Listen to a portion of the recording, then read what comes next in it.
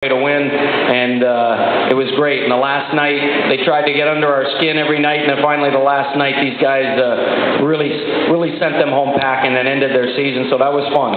All right, but now, next on the docket, we have BU on Friday, and there's tickets still available. You can get them in the main section and use your student ID to get a discount. You can get them, I believe, through our ticket office right here or online at GoBlackBears.com. We'd love to have you guys down there. 2 years ago when we went down to the Hockey East Championships, we played BU in the first game, and it felt like a home game because so many of you guys came out. So we really hope to have as many faculty, staff, friends, community. The band's going to be there. It's going to be last time everyone was saying, wow, is Maine the home team? And that's what we want. And then the next night, it's going to be either Boston College or Providence. And it was Boston College last time, 2 years ago. And they ended up beating us in OT 7-6. We beat BU the first night, and then it was BC 7-6. So we've got some unfinished business down in Boston.